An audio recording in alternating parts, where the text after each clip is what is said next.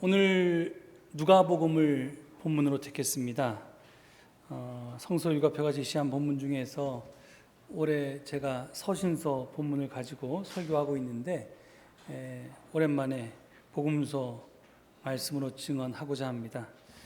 그 이유는 3년 전에 성령 강림 후 10번째 주일에 이 본문 가지고 설교를 했어야 하는데 이유가 있어서 본문으로 증언 못했기 때문입니다.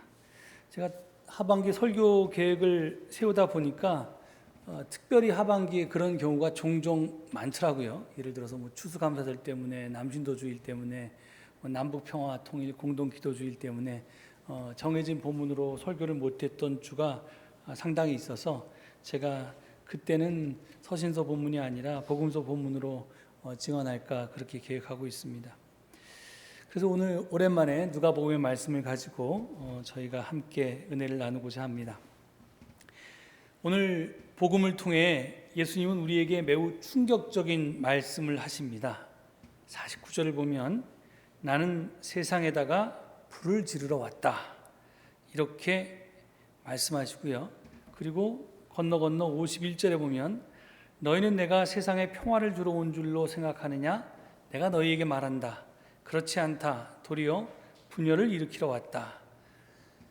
이 두 말씀은 우리를 매우 당혹스럽게 만듭니다. 이 말씀에 따르면 예수님은 불을 지르는 방화자고 그리고 평화를 깨트리는 분열 조장자이기 때문입니다. 이는 우리가 평소에 생각해 왔던 예수님의 모습과 너무나 큰 차이가 납니다. 복음서는 여러 곳에서 예수님을 평화를 주시는 분으로 묘사하고 있습니다. 또 예수님께서는 언제나 분열보다는 일치를 강조하셨습니다. 그런데 불을 지르고 분열을 일으키러 오셨다는 주님의 말씀은 우리의 상식으로는 그렇기 때문에 쉽게 받아들이기가 매우 힘이 듭니다. 이걸 어떻게 받아들여야 할까요? 우리는 먼저 예수님께서 이 말씀을 오늘 우리가 아니라 당시 이스라엘 사람들을 향해서 하셨다는 것을 꼭 기억할 필요가 있습니다. 우리에게는 이해하기 어려운 은어처럼 들리는 말이 저들에게는 그렇지 않았다는 것입니다. 예를 들어서 나는 세상에 불을 지르러 왔다 라는 말이 오늘 우리에게는 예수님이 방화범이 되려고 하시는 건가? 이런 말로 들립니다만 당시 이스라엘 백성들은 그렇게 듣지를 않았습니다. 왜냐하면 저들은 당시에는 성경이 구약밖에 없었는데요. 구약 성서에서 불이라고 하는 것은 하나님의 말씀을 뜻한다는 것을 잘 알고 있었기 때문입니다. 그래서 예레미야 예언자는 예레미야서 20장 9절에서 이렇게 고백하고 있습니다. 이제는 주님을 말하지 않겠다. 다시는 주님의 이름으로 외치지 않겠다 하고 결심하여 보지만 그때마다 주님의 말씀이 나의 심장 속에서 불처럼 타올라 뼛속에까지 타들어가니 나는 견디다 못해 그만 항복하고 맙니다. 그렇습니다. 예레미야 예언자에게 하나님의 말씀은 불꽃이었습니다. 그 불꽃은 예언자의 심장을 태우고 뼛속까지 태워서 결국에는 그 불꽃을 말로 토해낼 수밖에 없었습니다. 이와 마찬가지로 예수님께서는 하나님의 말씀을 불꽃같이 타오르게 하고 불꽃처럼 번지게 하기 위해서 이 세상에 오셨던 것입니다. 나는 세상에 불을 지르러 왔다는 말씀은 바로 이런 뜻에서 하신 말씀입니다. 하나님의 말씀을 토해내러 왔다 그런 뜻입니다. 그런데 이 불이라고 하는 것은 정화하는 힘이 있습니다. 깨끗하게 하는 능력이 있습니다. 따라서 세상에 불을 지르러 왔다고 말씀하시는 예수님은 이 세상을 하나님의 말씀으로 정화시키고자 하셨던 것입니다. 그래서 히브리서 4장 12절 우리가 잘 아는 말씀이 있는데요. 거기 보면 하나님의 말씀은 살아있고 힘이 있어서 어떤 양날 칼보다도 더 날카롭습니다. 그래서 사람 속을 꿰뚫어 혼과 영을 갈라내고 관절과 골수를 갈라놓기까지 하며 마음에 품은 생각과 의도를 밝혀냅니다. 이렇게 증언하고 있는 것입니다. 그렇습니다. 하나님의 말씀은 능력이 있어서 그 말씀 앞에서 선과 악, 참과 거짓, 알곡과 쭉정이가 구분이 됩니다. 그동안 덮어져 있고 감추어져 있던, 그리고 위장되어 있던 것들이 분명하게 자기 모습을 드러내게 되어 있습니다. 폭로되게 되어 있습니다.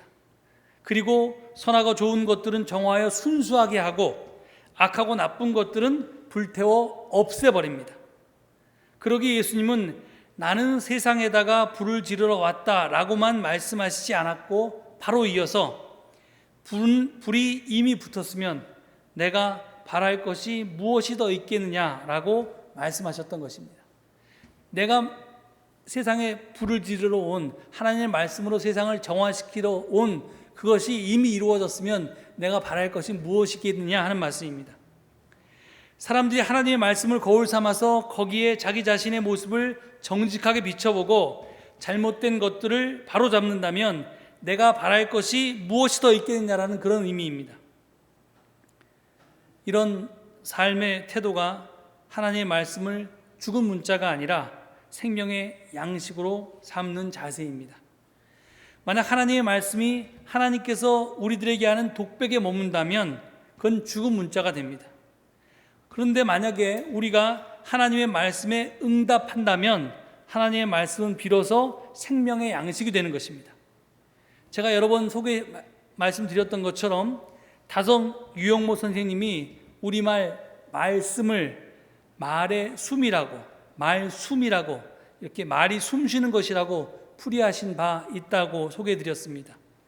왜 하나님의 말씀이 말의 숨인가 하면, 숨에는 들숨과 날숨이 있잖아요. 들이쉬는 쉼과 내쉬는 쉼이 있는데, 이 들이쉬고 내쉬는 호흡을 계속하지 않으면 우리가 생명을 유지하지 못하고 숨이 막혀서 죽듯이, 하나님의 말씀 역시 하나님이 말씀하시면 우리가 거기에 대해서 인간이 응답을 해야지 그 말씀에 생명이 있을 수 있다는 그런 뜻입니다.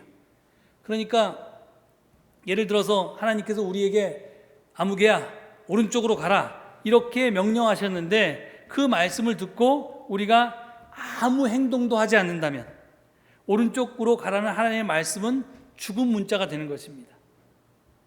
참말이 아니라 빈말이 되는 것입니다. 여러분, 말이라고 다 같은 말이 아니라요, 참말도 있고 빈말도 있습니다.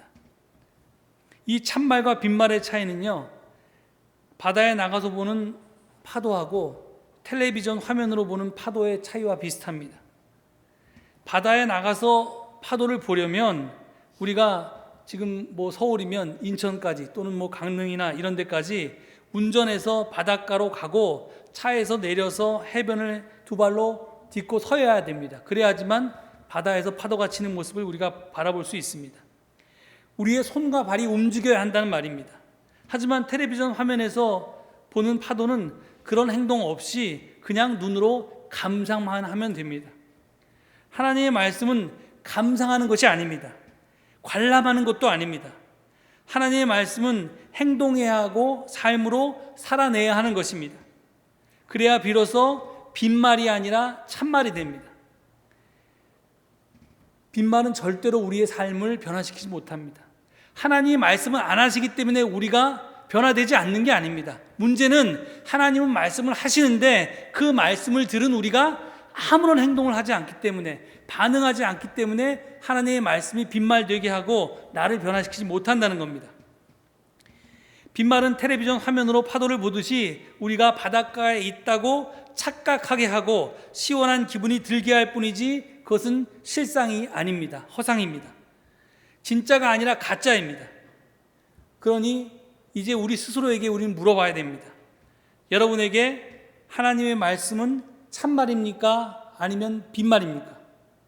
여러분은 교회에 나와서 하나님의 말씀을 귀로 감상하십니까? 아니면 그 들은 말씀을 삶으로 살아내려고 치열하게 노력을 하십니까? 불이 이미 붙었으면 내가 바랄 것이 무엇이 더 있겠느냐는 예수의 말씀은 바로 이스라엘 사람들에게만 한 말이 아니라 우리에게 한 말이기도 합니다. 여러분은 하나님의 말씀에 불이 붙었습니까? 아니면 그냥 그 말씀을 빈말되게 하면서 살아갑니까? 하나님의 말씀은 타성과 관성에 빠진 우리의 신앙에 불을 지릅니다. 신앙생활을 오래 하다 보면 우리의 신앙은 뜨뜻미지근해져서 그저 좋은 게 좋은 것이다 하는 무사안일주의에 빠지게 됩니다. 어제 같은 오늘, 오늘 같은 내일을 삽니다. 변화가 없습니다. 회개도 없습니다. 예수님 당시의 유대교가 그랬습니다. 무릇 교회는 자신의 존재 이유를 끊임없이 질문하면서 근본으로 되돌아가야 하는데, 타성에 빠진 유대 종교 지도자들은 신앙의 근본에서 점점 멀어져 갔습니다. 예수님 바로 그런 종교 세계의 타성에 불을 지르러 오신 분이었습니다. 그것이 사람들에게 분열과 혼란으로 보였습니다. 예수님 자신도 그것을 숨기지 않으셨습니다. 그래서 51절에 보면 너희는 내가 세상에 평화를 주러 온 줄로 생각하느냐? 내가 너희에게 말한다. 그렇지 않다. 도리어 분열을 일으키러 왔다라고 말씀하셨던 것입니다. 물론 이 말은 예수님께서 평화가 아니라 불화를 좋아하신다는 뜻은 아닐 것입니다. 예수님이 타성에 젖어 있는 사람에게 하나님의 말씀은, 그 말씀이 우리의 심령 골수를 쪼개고 우리에게 진짜 양심의 가책을 느끼게 하면 그 사이에 분열이 일어날 수밖에 없다는 말입니다. 여기서 예수님 말씀하시는 분열은 창조의 시작이라는 말로 바꿀 수 있습니다. 여러분, 창세기 1장에 있는 천지창조 이야기를 다시 한번 기억해 보십시오. 하나님께서는 혼돈을 갈라놓음으로써 빛을 창조하셨습니다. 물을 갈라놓음으로써 천지를 창조하셨습니다. 그러니까 처음에 빛이 있기 전에, 그러니까 어둠과 빛이 섞여 있었습니다. 혼돈, 카오스의 상태는 질서가 없이 마구 섞여 있는 겁니다. 그것을 빛이 있어라 하면서 어둠과 빛을 갈라놓으니까, 소위 분리를 하니까 질서가 생겼습니다. 마찬가지로 물과 육지도 섞여 있었는데 이것을 갈라놓으니까 육지 아래에 있는 물과 소위 육지, 그러니까 하늘 위에 있는 물로 갈라놓고 창공을 만드니까 비로 이제 공간이 생겼고 이제 질서가 생겼습니다. 그게 바로 천지창조의 그 순서입니다. 이게 분리라고 하는 것은 이 창세기에서 보면 창조의 시작이었습니다. 생명의 성장도 마찬가지입니다. 생명이 어떻게 성장하냐면 세포의 분열을 통해서 성장합니다. 분열하지 않으면 죽는 것입니다. 물이 고이면 썩듯이 신앙도 정체되면 우상이 됩니다. 따라서 예수님께서 말씀하신 분열은 혼란이 아닙니다. 우리를 성장하지 못하게 하는 온갖 타성으로부터의 결별을 뜻합니다. 신앙생활을 한다는 것은요, 적당히 타협하면서 사는 것이 아닙니다. 하나님께서 원치 않는 것들에 대해서 대항하면서 사는 것이 신앙생활입니다. 선은 악에 대항하고 정의는 불의에 대항하고, 그래야지 신앙생활을 하는 것입니다. 신앙생활을 한다는 것은 그렇기 때문에 선택하며 사는 것입니다.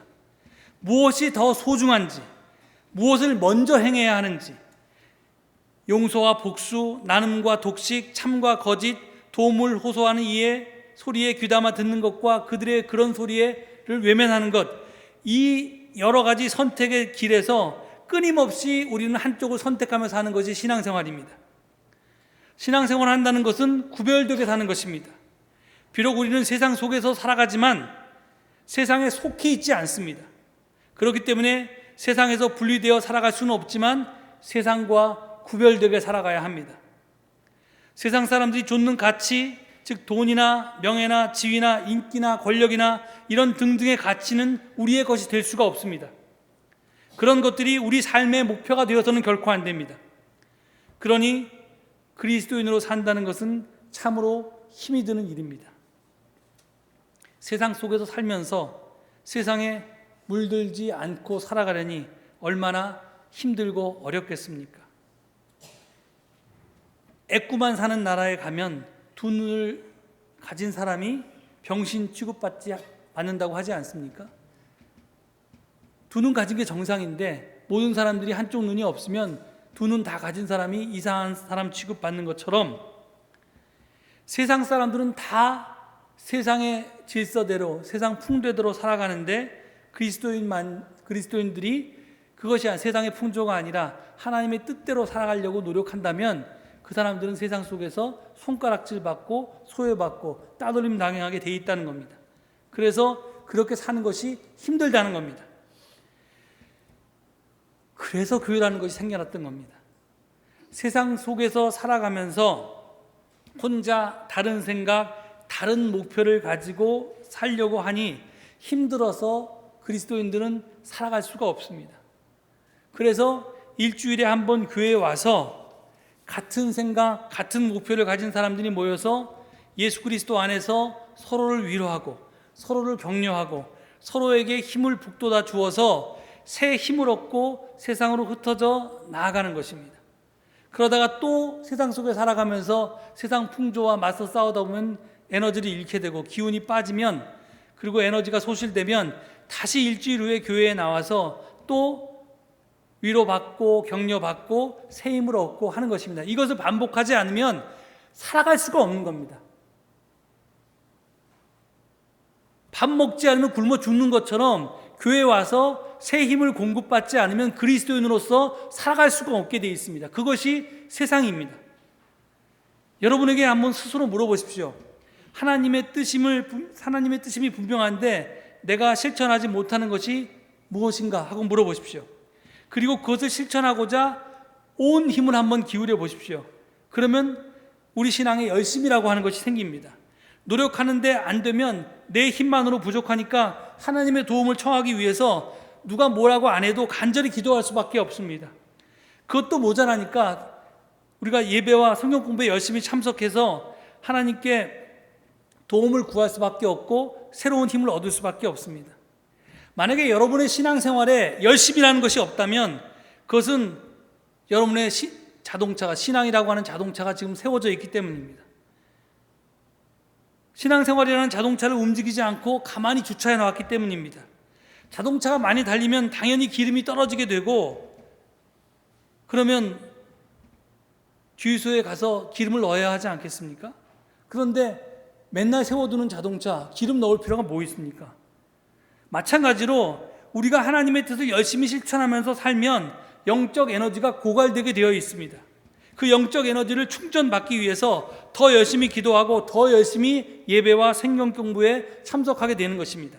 그런데 우리가 내가 일주일에 한 번 교회 나와도 그만, 안 나와도 그만, 뭐 기도 생활을 해도 그만, 안 해도 그만, 여러분의 신앙생활이 그렇게 뜨뜻미지근하다면, 여러분의 신앙생활에 열심이 없다면 여러분은 하나님의 뜻대로 살지 않는 겁니다. 세상 속에서.